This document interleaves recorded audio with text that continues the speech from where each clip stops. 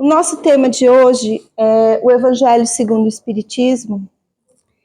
E esse tema, ele surgiu da necessidade, como a gente havia conversado um pouco antes, de nós entendermos, principalmente na assistência espiritual, que é um momento de conversa, de oração e de um olhar para o Evangelho. Mas que a gente, muitas vezes, inicia esse processo sem saber exatamente o que é o Evangelho, né? Nem todos que chegam à casa espírita, tem alguém pela primeira vez? Você. Como é seu nome? Leandro. Tá me escutando aí, Leandro? Tá.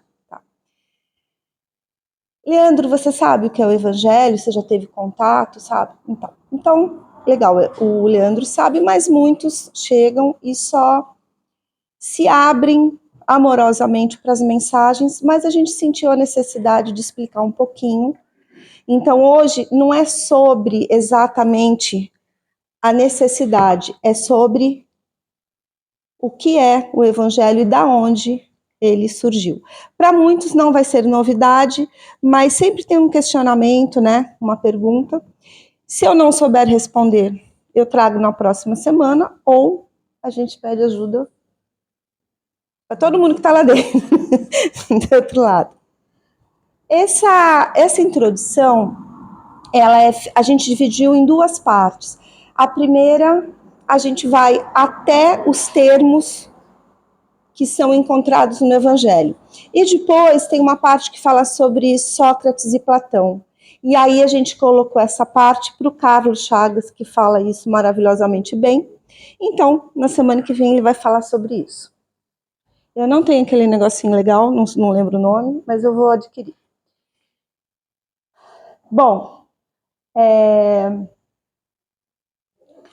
com o passar do tempo, nós temos um processo evolutivo que não tem como não acontecer. A gente tem as primeiras escrituras, a gente tem várias literaturas, vários documentos que relatam coisas que o Espiritismo nos fala. Então, a gente tem os Vedas, que foram os primeiros relatos hindus que falam sobre reencarnação. Depois, mais para frente, a gente tem a Bíblia Sagrada, que também é um relato sobre a vida do Cristo, segundo o olhar de quem relatou, e foram muitos. E nesses muitos, conforme a igreja foi se estruturando, houve um processo seletivo. Então, hoje, a igreja trabalha com os evangelhos canônicos. Vocês sabem o que é isso? Evangelhos canônicos. Marcos, Mateus, Lucas e João. Esses 4 relatores, eles são aceitos pela Igreja Católica como os relatos mais fiéis. Mas existem outros também, os apócrifos, a gente tem o Antigo Testamento, mas Kardec foi orientado pelo plano espiritual a trabalhar com os canônicos. Mateus, Marcos, Lucas e João. Desses canônicos, a gente tem 3 que são sinóticos. O que é isso? Mateus, Marcos e Lucas, eles têm passagens diferentes, em épocas diferentes, e eles relatam o mesmo fato. Então, são chamados de sinóticos. João, não. Então, por algum motivo, a gente tem no Evangelho, quando vocês abrem, vocês não têm passagem? Um trecho segundo Marcos, segundo Mateus, segundo Lucas, justamente. Esses foram os escolhidos pelo plano espiritual para que se colocasse nos relatos do Evangelho. Então, o Evangelho, ele está dividido em 28 capítulos, tá? E a parte final dele, ele tem uma interpretação do Pai Nosso. E cada capítulo se inicia com um título e uma passagem dos evangelhos canônicos, seguindo as interpretações espíritas, E a gente tem os colaboradores que ajudaram a formar esse evangelho, eles participam do evangelho. Quem são? Instruções dos Espíritos. Não tem lá?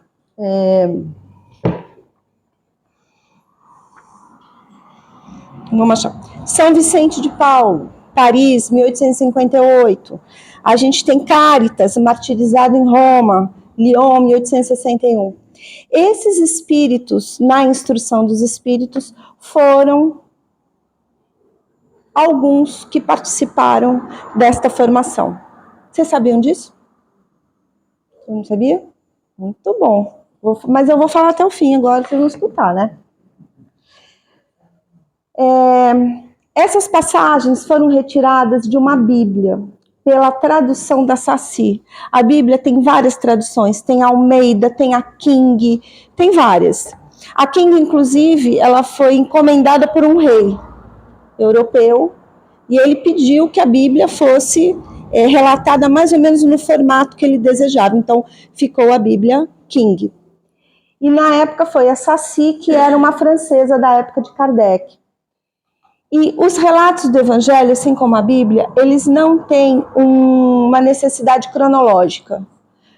O primeiro fato aconteceu aqui, o segundo... Não. Vocês, quem faz o Evangelho? Quem faz o Evangelho em casa? Joia.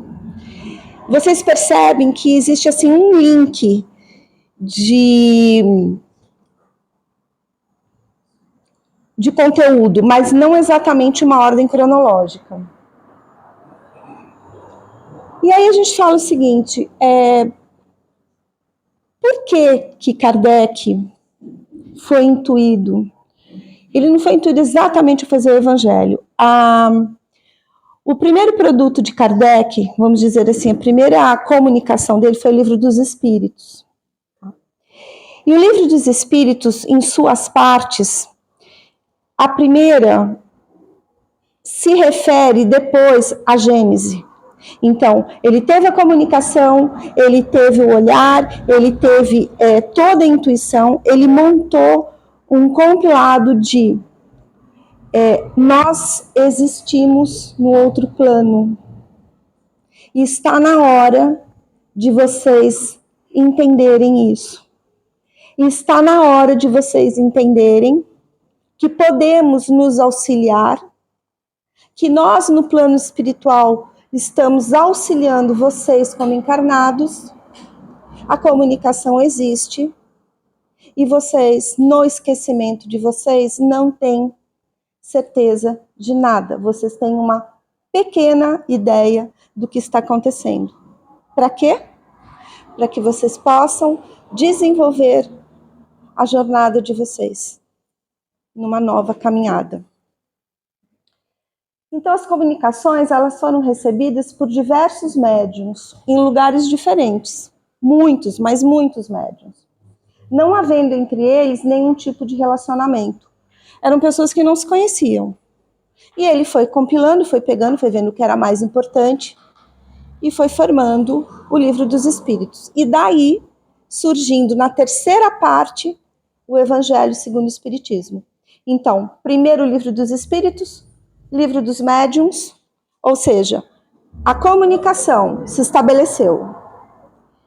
Segunda parte, como eu vou me comunicar? Livro dos Médiuns.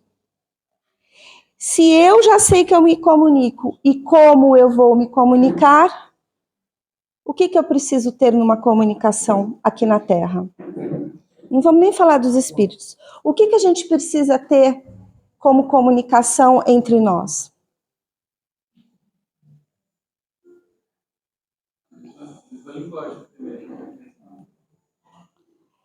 Hoje se fala muito da comunicação verbal não violenta. Hoje se fala muito da qualidade das relações. Nós precisamos ter nas nossas comunicações qualidade. Nós precisamos ter respeito, nós precisamos ter percepções e entender com quem eu estou falando. No meu trabalho, na minha casa, com meu filho, com a minha filha. São formas diferentes de se comunicar. Veja bem, Se com quem eu tenho contato visual, que está ao meu lado, na minha casa, na minha família, no meu núcleo primário de comunicação e de vivência, já é difícil. Você imagina você falar com quem você não vê?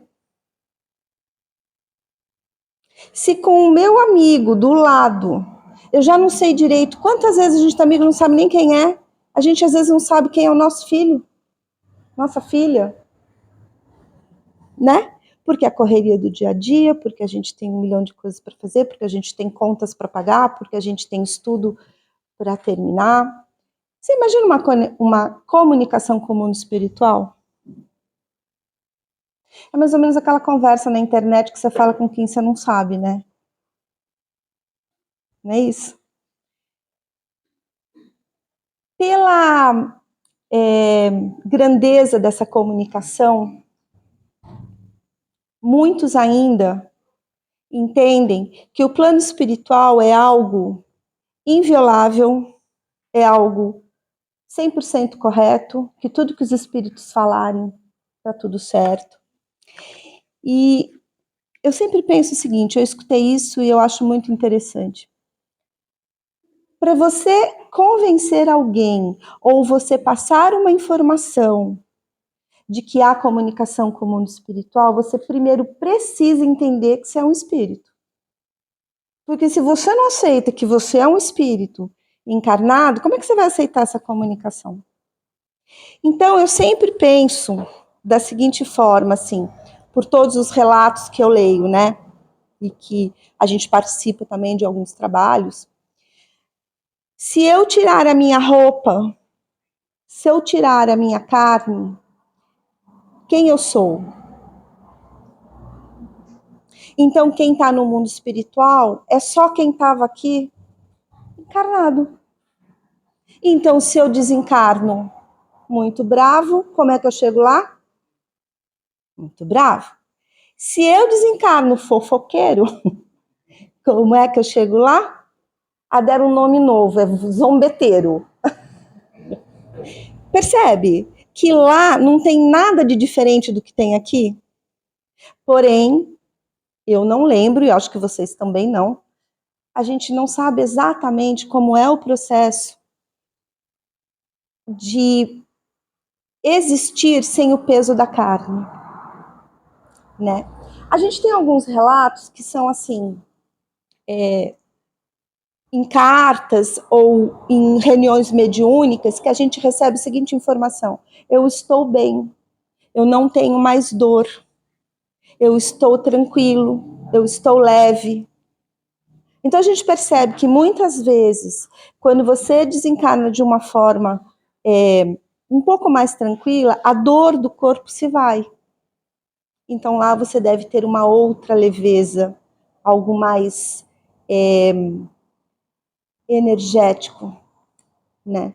E quando a gente fala de energia, você imagina que talvez, não sei, a gente não tem esse olhar de eu acho você bonito, eu acho você feio pela nossa carne. A gente tem uma vibração, um padrão vibracional. Então, veja bem, se a gente começa a chegar nesse processo de evolução, a linguagem é outra. Vocês concordam? E aí é o momento que os espíritos chegam para Kardec e dizem assim: a gente precisa ter uma outra comunicação, vocês precisam saber do que está acontecendo. Aí existe uma pergunta assim: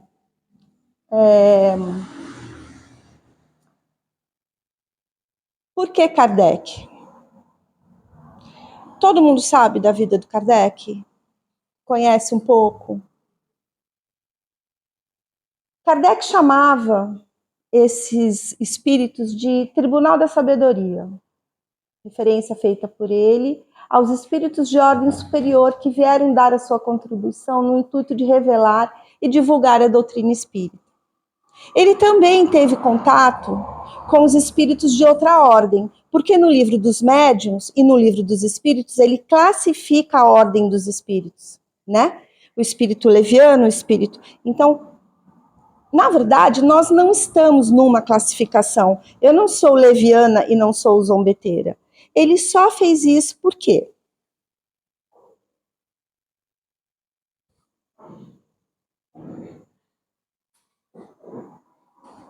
Porque ele vem de um processo, está um pouquinho mais para frente, eu troquei a ordem, ele vem de um processo de análise e de intuição. Ele foi um professor, ele foi pedagogo, ele trabalhou com o método Pestalozzi. Vocês sabem o que é o método Pestalozzi? Eu também não vou dissertar sobre ele porque, né, não sou entendida, mas assim, é basicamente você parte de um concreto para um intuitivo. Exemplo. Eu tenho de concreto uma tela, um pincel e 3 cores. Isso é o concreto, eu parto do concreto. E eu faço você partir desse concreto para o intuitivo. E você usa esse material sensorialmente, criando uma atmosfera, criando um desenho, interagindo com isso, com esse material, e você passa a ter uma percepção do que é uma tela e um pincel. Diferente de eu falar para uma criança, aqui tem uma tela, aqui tem um pincel, aqui tem um gatinho e você vai pintar dentro do gatinho. Ele descobre a tinta, o pincel e as cores da maneira que ele tem interior e de registro. Né?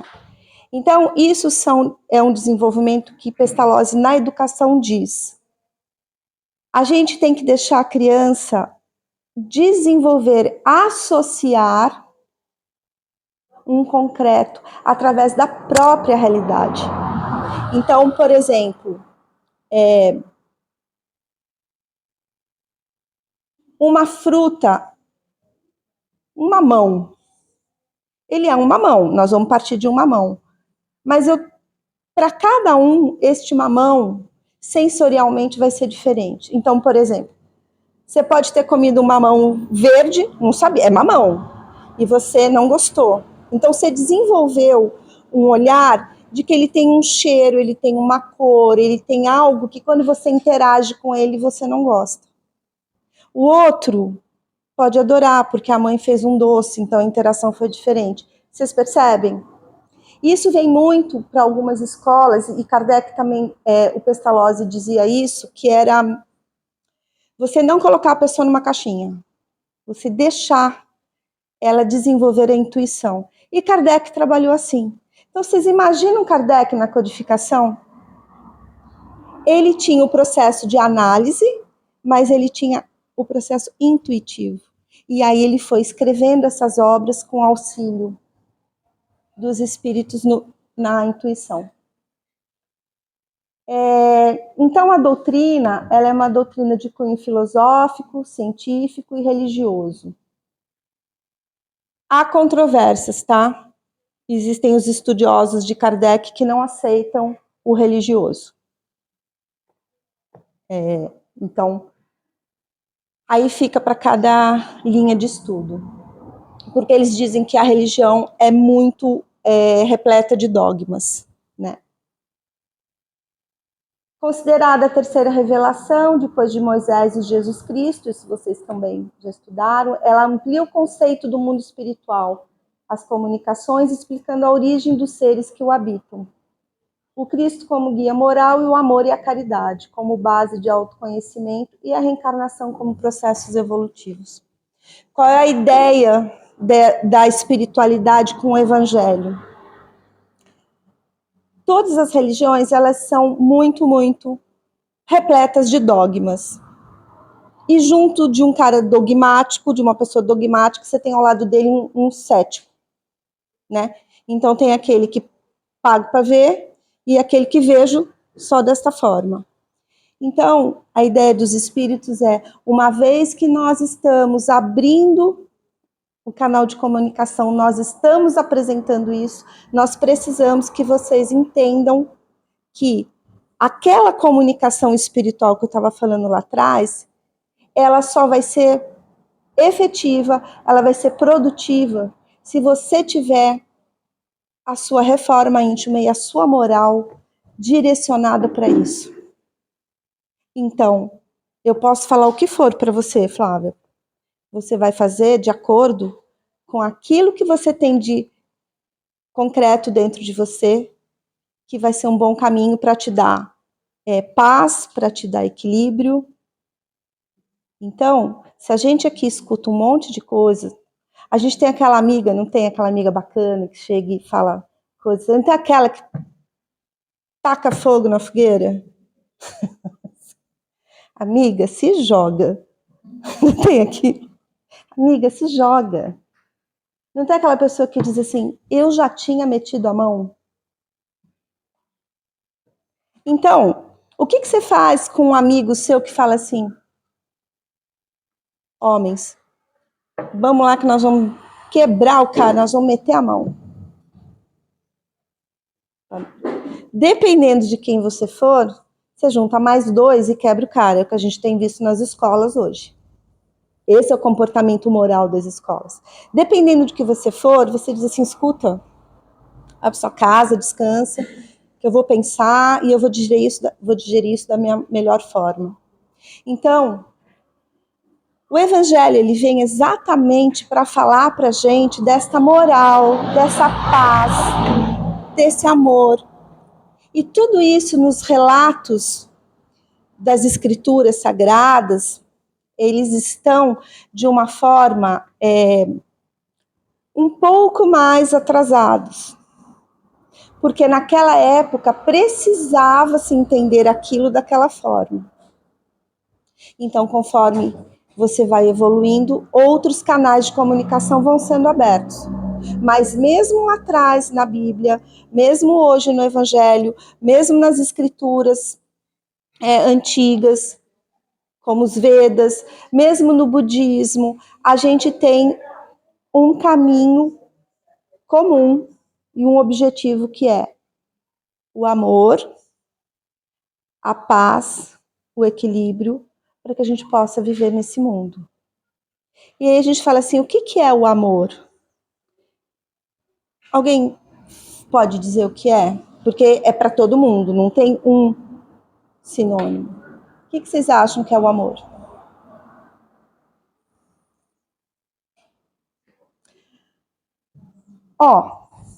Eu vou dar uma interpretação, que é a que eu uso para minha vida, que nem sempre eu consigo, mas eu tento.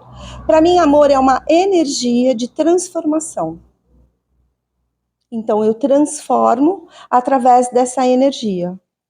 Eu transformo coisas ruins em boas, eu transformo crenças limitantes em processos um pouco mais adiantados, eu transformo os meus medos em coragem, porque você precisa de amor para tudo isso, e é uma energia de transformação. Então, o Evangelho, ele tem como prioridade falar sobre esta moral de Jesus, para que a gente possa usar esse amor como uma energia transformadora. E aí eu tinha falado para vocês um pouco do Kardec.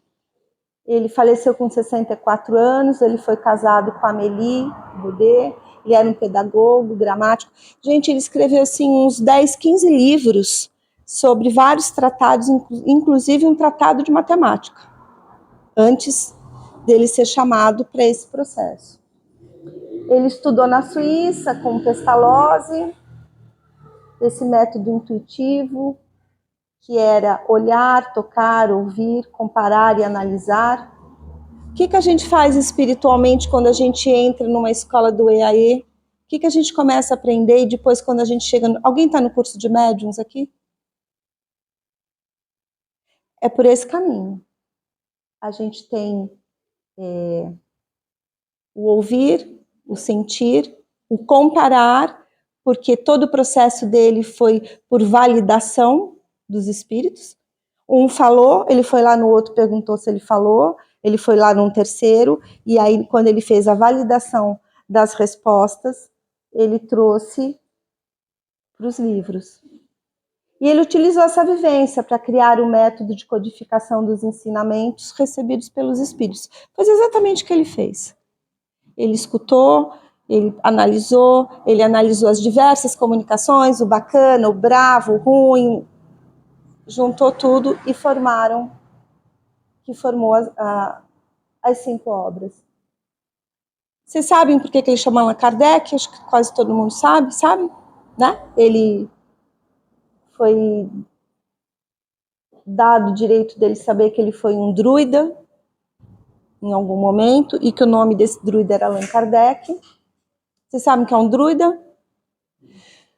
O druida, ele era assim, a gente brinca, fala, um faz tudo. Então ele era o sacerdote, ele era o juiz, sabe aquelas pequenas comunidades que você tem um líder, que normalmente é o líder religioso, que ele consegue arrumar a briga do casal, ou a horta do outro que foi invadida, aí todo mundo vai na igreja para ele, lá no templo, para ele dar uma palavra da espiritualidade. Então ele é um cara que ele atua em todos os setores de uma comunidade. E ele tem influência política, né? Como eu falei. Então, a sequência era o Livro dos Espíritos, 57. Então, aquilo que eu falei para vocês. Olha, a comunicação existe, eu estou aqui explicando para vocês. Depois, eu vou fazer o Livro dos Médiuns, saindo de uma parte do Livro dos Espíritos. Agora eu vou contar para vocês como a gente se comunica e como a gente ajustar essa mediunidade. Aí vem, se eu disse que eu me comunico, se eu disse que eu estou falando para vocês como se comunicar, como vocês precisam ser internamente, moralmente, para usufruir da maneira correta dessa comunicação. Porque eu posso usufruir de uma maneira errada. Concorda? Eu te conto um segredo, Cléo, muito importante, que vai mudar muita coisa. Você tem que saber o que você vai fazer com isso. Né? Correto? Então, não que os espíritos venham trazer o segredo, mas nós sabemos que nós vivemos o tempo inteiro imersos num mar de espíritos. E o tempo inteiro nós somos influenciados, orientados, intuídos por esses espíritos. E aí, dependendo de quem eu sou, eu dou a mão para um e vou passear num determinado bosque. Ou eu dou a mão para outro e vou passear num outro lugar.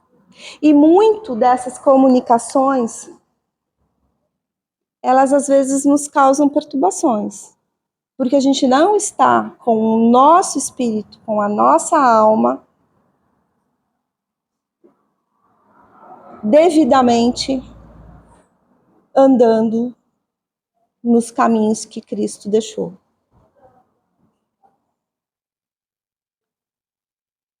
Eu preciso ser cristão para ser bom? Não. Eu sou cristão porque eu acho que é o meu caminho. Nós somos cristãos porque a gente adotou Cristo como nosso parceiro, como nosso modelo. Mas para fazer o bem, eu às vezes trago dentro de mim, já com processos reencarnatórios, essa sabedoria. Então, por isso que é um pouco difícil a gente ficar dividindo e criando categorias de pessoas boas através de um ensinamento só, né? Nós temos ateus fantásticos, nós temos, por exemplo, uma região que não é cristã, o candomblé, que lá dentro do seu entendimento, lá nos primórdios, de onde eles vieram, também tem o seu olhar evolutivo. E todos nós rumamos para uma divindade, para um Deus. E a gente faz desse Deus o que a gente quiser. É mais sobre nós do que o próprio Deus. Vocês concordam? Que se Deus é uma energia, eu falo sobre mim, não sobre ele. Né? Muitas vezes eu não acredito em Deus. Ok, porque talvez essa energia da qual você não se afiniza não atinge as suas expectativas, não atende às suas expectativas. Porque esse Deus, ele é uma energia. Aí você vai interagir com ele da maneira que você acha melhor. E nós escolhemos o Cristo como um modelo e guia. Depois veio o céu e o inferno e a Gênese, em 1868. Tem uma coisa que eu achei muito interessante, que eu acho que é legal a gente falar. A assistência espiritual da casa, ou de qualquer casa espírita, ela não tem por objetivo formar ou reunir espíritas. Nós nos reunimos para a gente falar de paz, de amor, de tranquilidade, de ajuda, de parceria, principalmente de parceria. Então, essa ideia que a gente está dando aqui hoje é como se fosse assim, é uma ilustração do que vocês escutam aqui, da onde veio e por que veio. Né? Como aqui a gente tem muita gente da escola, tem muita gente que já conhece, mas a gente tem, às vezes, assistência espiritual com 90 pessoas, e vou te falar que 30 chegou na casa a primeira vez.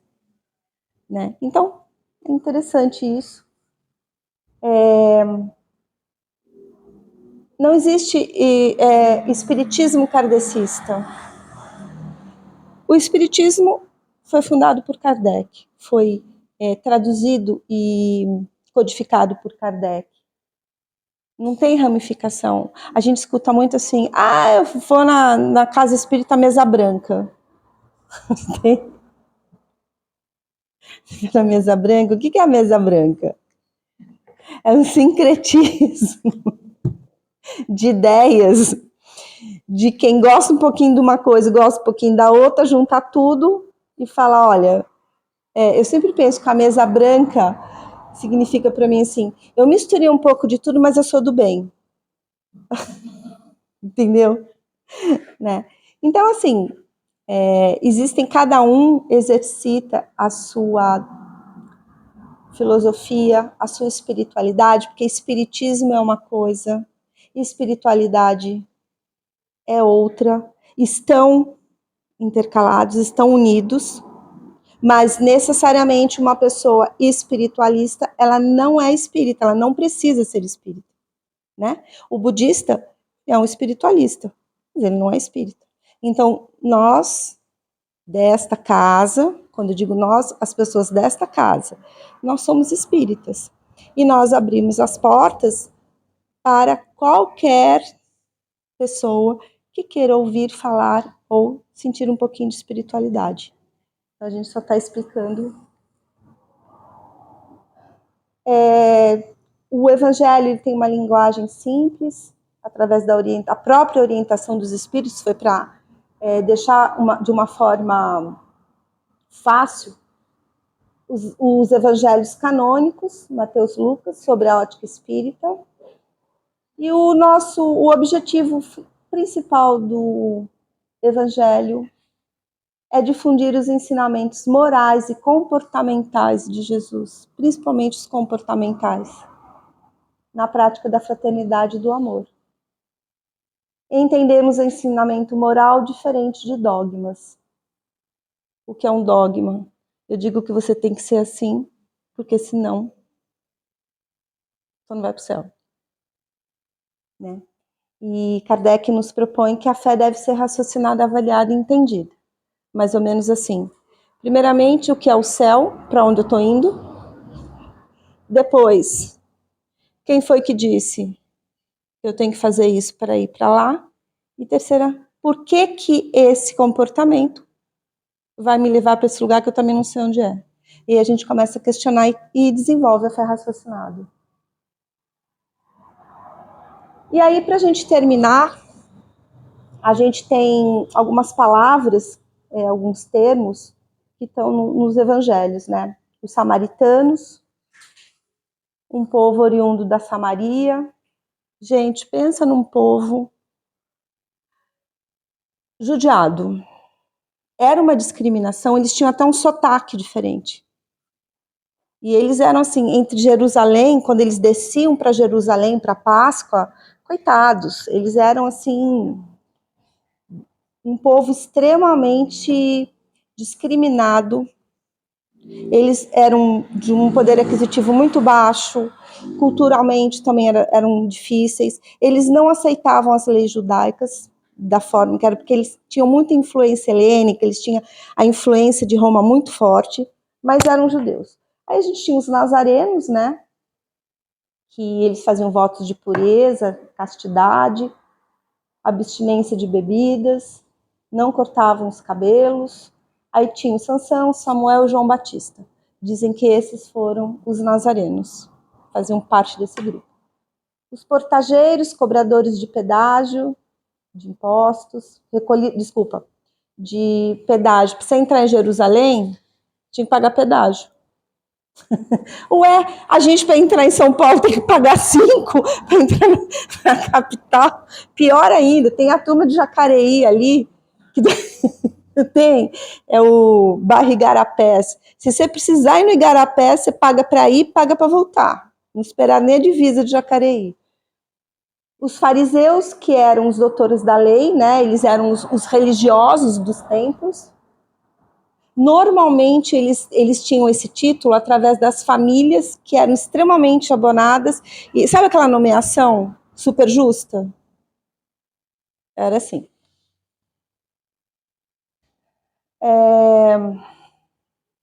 Os escribas, que eram os doutores da lei, que ensinavam a lei de Moisés, interpretavam para o povo. Gente, a maioria das pessoas na sinagoga naquela época, eles eram todos alfabetizados, porque eles tinham que ler a Torá. Então, para eles poderem ler, aos 13 anos, eles já estudavam, e aos 13 anos dentro da sinagoga, eles já eram responsáveis por si. Imagina uma menina de 13 anos. Bom, os essênios, né, que vocês vão ver isso, era uma seita que também diz que existe o relato de Cristo e João Batista terem participado desse momento. Eles estavam no deserto. Os terapeutas, uma outra seita. Alguns entendiam esse grupo como cristãos. Era uma mistura ali. Acho que era o pessoal da mesa branca. Eles tinham os traços de judeus e de cristão, então eles montaram os terapeutas. A sinagoga, que eram os edifícios onde os judeus se reuniam nos dias de sábado para fazer as orações públicas. Opa! Então é isso. Essa é a primeira parte do nosso evangelho, veio por todo esse olhar. E tem uma segunda parte que não sou eu que vou falar, é o Carlos, que aí ele vai falar da influência dos filósofos, Sócrates, Platão, nessa doutrina, nesta formação do Cristo como mensageiro, como isso já, a vinda do Cristo já foi plantada lá atrás, muitos aqui já sabem. Então hoje a preleção não era assim, com um cunho muito filosófico, nem acolhedor, era de explicar, né? Não sei se acolhedor é a palavra, mas eu quis dizer de reflexão, não era muito reflexivo. Mas dá para a gente refletir sobre isso, não dá? Sobre toda essa estrutura, como que um pedagogo passou tanto tempo desenvolvendo a sua intuição, trabalhando num processo intuitivo e analítico para poder fazer isso. Então a gente pode resumir isso assim: nada por acaso. Somos todos preparados a cada encarnação para que nós possamos desenvolver e ativar em nós tudo que precisamos, no nosso melhor e no nosso pior. O melhor para continuar a jornada e o pior para ser ajustado, recalculado. Alguém tem alguma dúvida? Queria fazer alguma colocação? Não? Então tá. Então, gente, é isso.